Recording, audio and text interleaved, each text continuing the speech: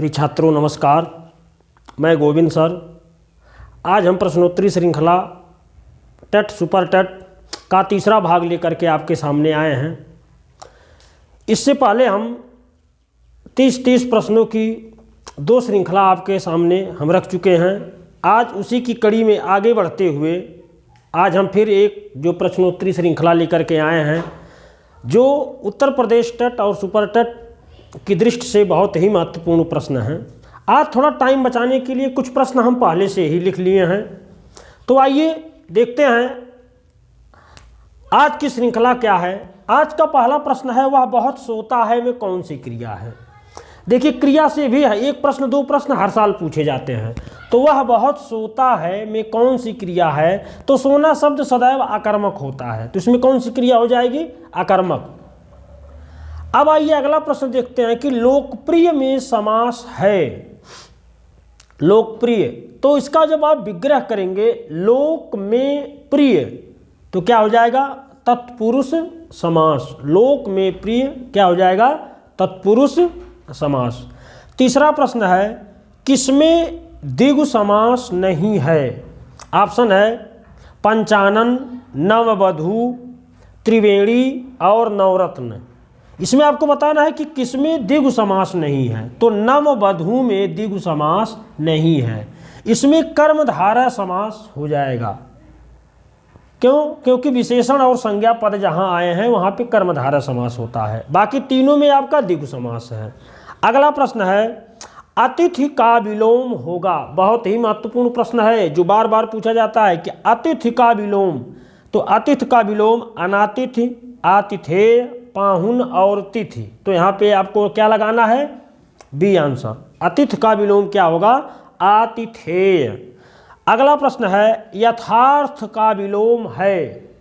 यथार्थ शब्द का विलोम, तो यहाँ 4 ऑप्शन आपके सामने है, उचित, आदर्श, कृत्रिम और अनुचित। तो यहाँ यथार्थ का विलोम आपका क्या हो जाएगा, आदर्श। यथार्थ का विलोम क्या होगा, आदर्श। उचित का विलोम अनुचित, कृत्रिम का विलोम प्रकृत होता है, तो इसलिए यहाँ यथार्थ का विलोम क्या हो जाएगा, आदर्श हो जाएगा। आइए छठवां प्रश्न हम देखते हैं। हमारा छठवां प्रश्न है,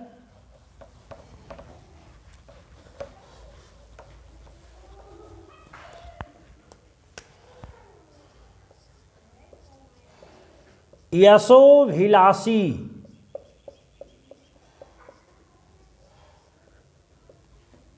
में संधि है।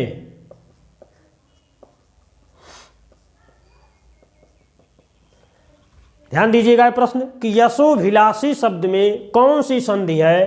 तो इसका जब आप संधि विग्रह करेंगे तो यशः धन अभिलाषी, तो कौन सी संधि हो जाएगी, विसर्ग संधि। कौन सी संधि, विसर्ग संधि। यशोभिलाषी में कौन सी संधि है, विसर्ग संधि। आइए अब 7वां प्रश्न देखते हैं कि अंबुज शब्द है। अंबुज, अंबुज शब्द है, बहुत ही महत्वपूर्ण प्रश्न। अंबुज शब्द है, ये आपको बताना है कि अंबुज शब्द कैसा शब्द है। ऑप्शन में है यौगिक, यौगिक, रूढ़, योग रूढ़ और संकर। अंबुज शब्द बताना है कि अंबुज शब्द कैसा शब्द है। तो अंबुज शब्द योग रूढ़ शब्द होते हैं। योग रूढ़ शब्द वे शब्द होते हैं जो यौगिक भी हों लेकिन किसी तीसरे का अर्थ देने के लिए रूढ़ हो जाते हैं। तो अंबुज शब्द बोलने से किसका बोध हो रहा है, कमल का। किसका बोध, कमल का। ये किसी तीसरे का बोध करा रहा है, तो ऐसे शब्दों को क्या कहते हैं, योग रूढ़ शब्द कहते हैं। आइए आज का 8वां प्रश्न देखते हैं कि डिब्बा, डिब्बा शब्द है, डिब्बा। ध्यान दीजिएगा, डिब्बा कैसा शब्द है। ऑप्शन ले लीजिए, शंकर, अरबी,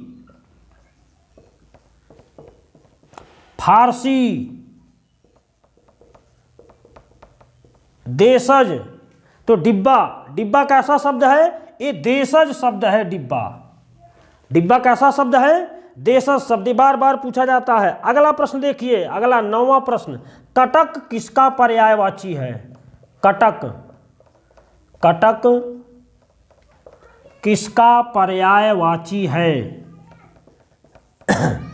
कटक किसका पर्यायवाची है? इसमें आप उत्तर ले लीजिए सीधे, या तो ऑप्शन ले लीजिए। चलिए सीधे उत्तर ही दे देते हैं। कटक सेना का पर्यायवाची है। किसका पर्यायवाची है? सेना का पर्यायवाची है कटक। आइए अगला प्रश्न देखते हैं। अजीर, अजीर शब्द का क्या अर्थ होगा?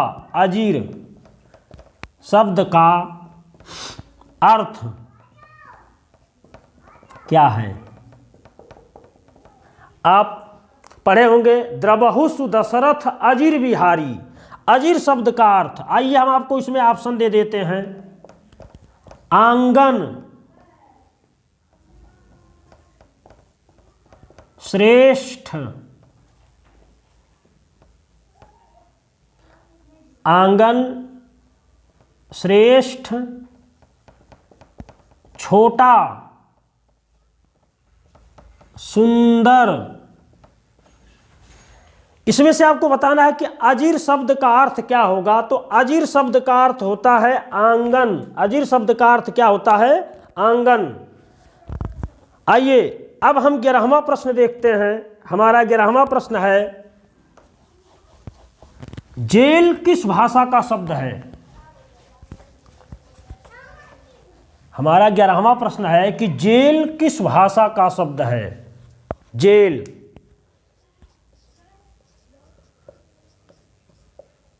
जेल किस भाषा का शब्द है?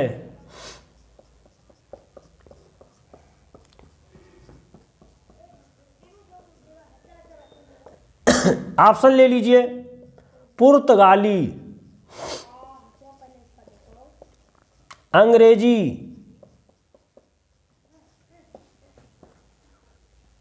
अरबी, फारसी। इसमें आपको बताना है कि जेल किस भाषा का शब्द है। तो जेल अंग्रेजी भाषा का शब्द है। आइए अगला प्रश्न देखते हैं।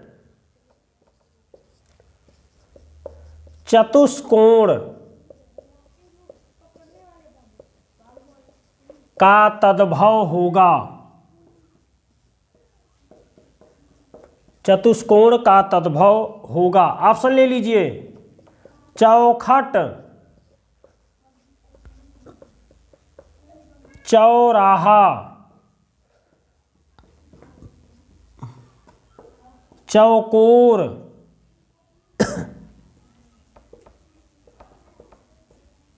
चतुर्दिक। तो चतुष्कोण का तद्भव क्या होगा? चौकोर। आइए अगला प्रश्न देखते हैं। 13वां प्रश्न हमारा, शांत रस का अस्थाई भाव है। आपको शांत रस का स्थायी भाव बताना है। शांत रस का स्थायी भाव क्या होता है? निर्वेद। शांत रस का स्थायी भाव क्या है? निर्वेद। आइए 14वां प्रश्न देखते हैं।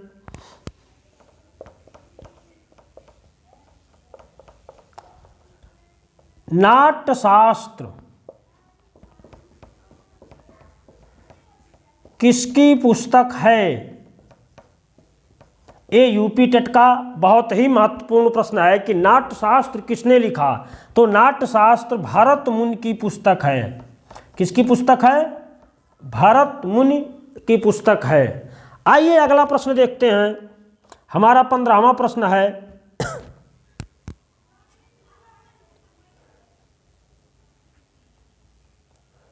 वारिधि, वारिधि किसका पर्याय है? बताना है कि वारिधि किसका पर्यायवाची है। तो वारिधि समुद्र का पर्यायवाची है। किसका? समुद्र का पर्यायवाची है वारिधि। आइए 16वां प्रश्न देखते हैं।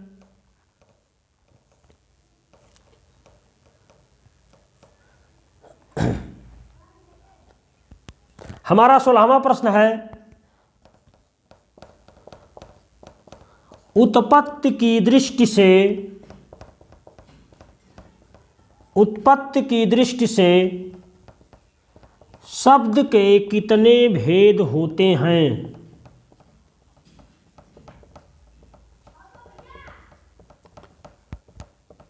उत्पत्ति की दृष्टि से, उत्पत्ति या व्युत्पत्ति की दृष्टि से शब्द के कितने भेद होते हैं?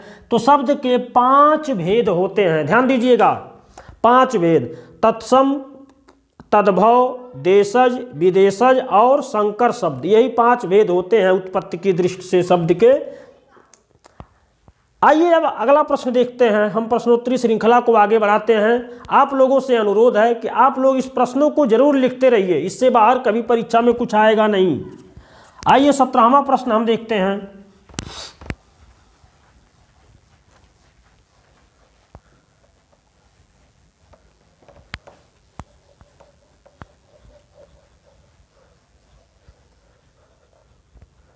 हमारा 17वां प्रश्न है,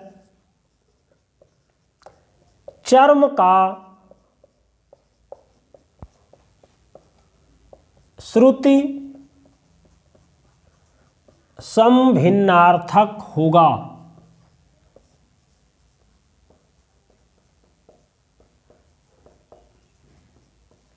प्रश्न है, चर्म शब्द का श्रुति समभिन्नार्थक शब्द कौन होगा? ऑप्शन में है चरम, चमड़ा, चमार,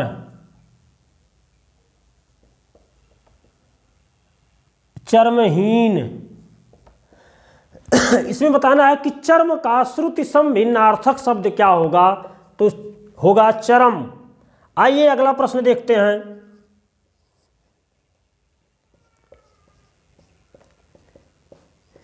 किसे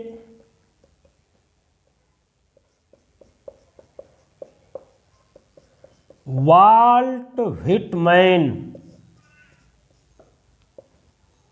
कहा गया? ये हिंदी साहित्य का प्रश्न है कि किसे वाल्ट व्हिटमैन कहा जाता है? तो सूर्यकांत त्रिपाठी निराला को हिंदी का वाल्ट व्हिटमैन कहा जाता है। आइए 19वां प्रश्न देखते हैं।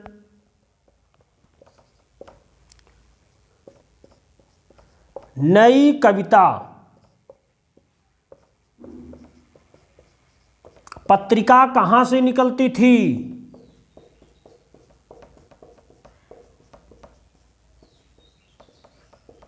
नई कविता पत्रिका कहां से निकलती थी? तो नई कविता पत्रिका जगदीश गुप्त इलाहाबाद से निकालते थे। कहां से?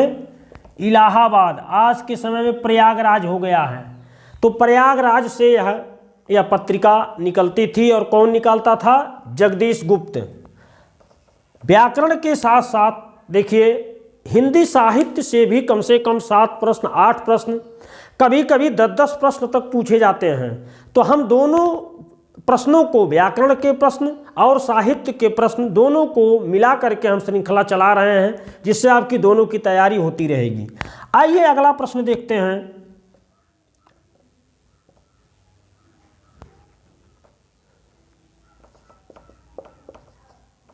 सांध्य गीत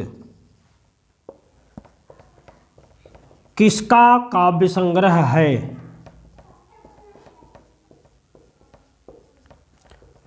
सांध्य गीत किसका काव्य संग्रह है? तो इसका उत्तर होगा महादेवी वर्मा। किसका काव्य संग्रह है? महादेवी वर्मा का। आइए 21वां प्रश्न हम देखते हैं।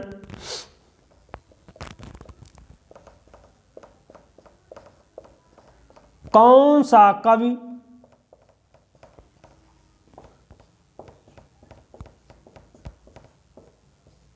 निर्गुण,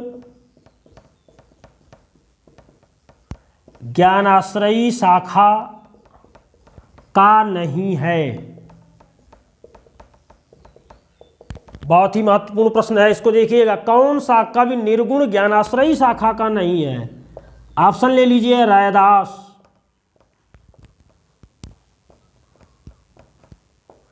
कबीर, मलूकदास,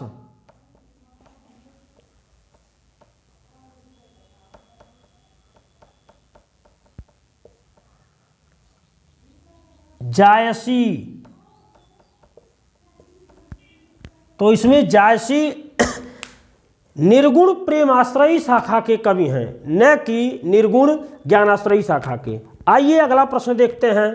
22वां प्रश्न हमारा है,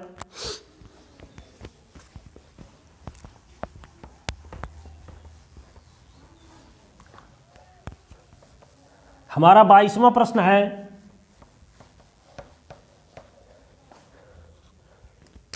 मेवाती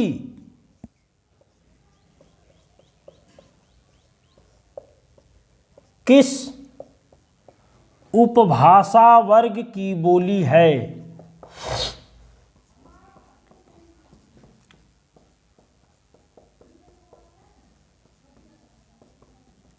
मेवाती किस उपभाषा वर्ग की बोली है? तो आप उत्तर ऑप्शन ले लीजिए, पश्चिमी हिंदी,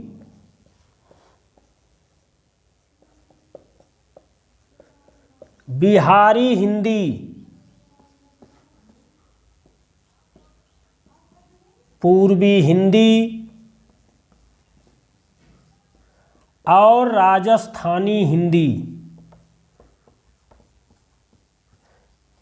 इसमें आपको बताना है कि मेवाती किस उपभाषा वर्ग की बोली है। तो मेवाती राजस्थानी भाषा की एक बोली है। आइए अगला प्रश्न देखते हैं, 23वां प्रश्न, किसे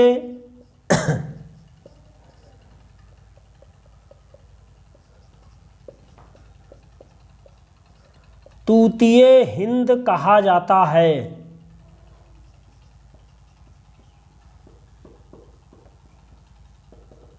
तो तूतीय हिंद किसे कहा गया? अमीर खुसरो को। अमीर खुसरो को क्या कहा जाता है? तूतीय हिंद। आइए अगला प्रश्न देखते हैं, 24वां प्रश्न,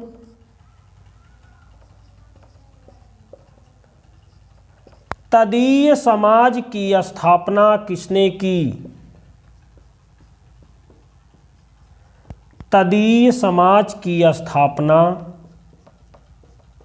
किसने की?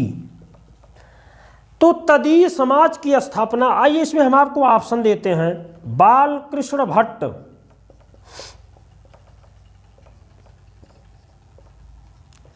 भारतेंदु,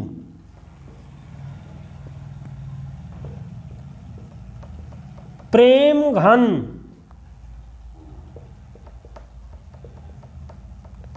राधा कृष्ण दास। इसमें आपको बताना है कि तदीय समाज की स्थापना, ये प्रश्न यूपी टेट में पूछा गया है, कई बार ये प्रश्न आ चुका है। तो तदीय समाज की स्थापना किसने की? भारतेंदु हरिश्चंद्र ने। आइए 25वां प्रश्न हम देखते हैं,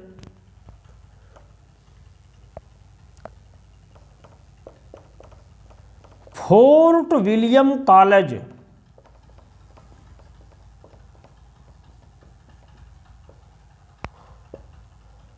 फोर्ट विलियम कॉलेज कब स्थापित हुआ? तो फोर्ट विलियम कॉलेज 1800 ईस्वी में कलकत्ता में स्थापित की गई और इसके संस्थापक कौन थे? Lord William Wellesley. Lord Wellesley इसके संस्थापक थे। आइए 26वां प्रश्न देखते हैं,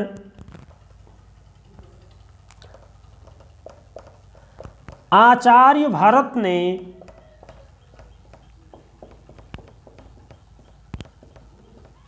किस रस को मान्यता नहीं दी? ऑप्शन ले लीजिए, शांत, श्रृंगार, करुण विभत्स। तो इसमें भरत मुनि नाट्यशास्त्र में शांत रस को स्थान नहीं देते हैं। यदि पूछे कि आचार्य भरत अपने ग्रंथ नाट्यशास्त्र में कितने रसों को स्थान दिए, तो सिर्फ 8 ही रस आप लगाइएगा। आइए हमारा 27वां प्रश्न देखते हैं।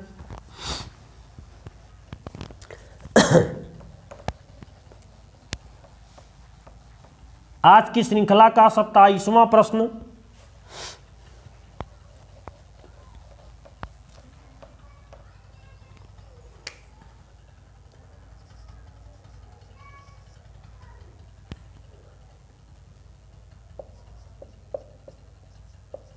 घोटक किसका पर्यायवाची है? बहुत ही महत्वपूर्ण प्रश्न। तो घोटक किसका पर्यायवाची है? घोड़ा। घोड़ा, हय, बाज, तुरग, तुरंगम, तुरंग, ये सब जो है घोड़ा के पर्यायवाची हैं।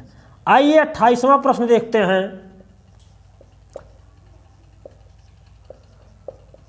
अंशुमाली किसका पर्याय है? अंशुमाली।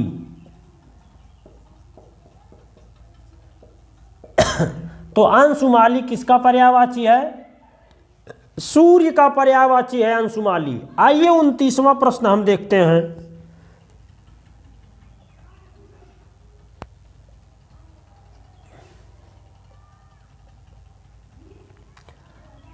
बहुत ही महत्वपूर्ण प्रश्न, एक खूब पूछा जाता है। किसने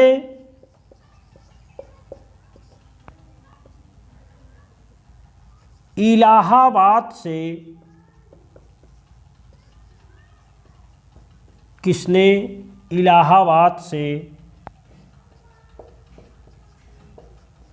सरस्वती पत्रिका का संपादन किया?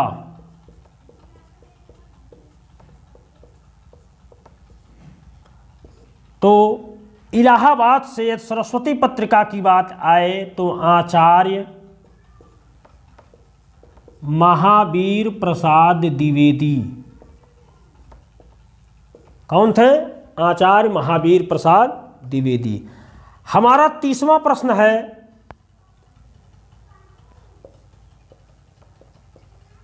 पहली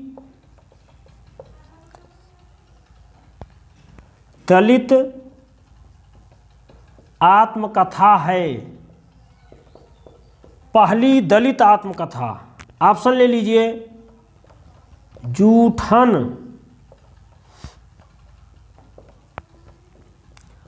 अपने अपने पिंजरे, मुर्दहिया,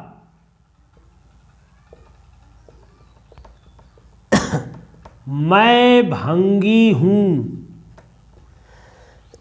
इसमें बताना है कि पहली दलित आत्मकथा कौन है। तो पहली दलित आत्मकथा कौन है? अपने अपने पिंजरे। इसके लेखक मोहनदास नेमिसराय जी हैं और जूठन के लेखक ओम प्रकाश वाल्मीकि हैं और मुर्दहिया के लेखक प्रोफेसर तुलसीराम हैं। तो यहाँ पे यदि पूछे कि पहली दलित आत्मकथा कौन है, तो पहली दलित आत्मकथा अपने अपने पिंजरे हैं। तो प्रिय छात्रों, आज के वीडियो में बहुत ही महत्वपूर्ण प्रश्नों का जो है संग्रह आपके सामने हम रखे हैं। यदि आपको हमारा ये वीडियो अच्छा लगा तो आप हमारे चैनल को लाइक, शेयर और सब्सक्राइब जरूर करिए। और चैनल को जब आप सब्सक्राइब करिए तो बेल आइकन पे जा करके घंटी के बटन को दबा करके ऑल पे क्लिक कर दें। नमस्कार।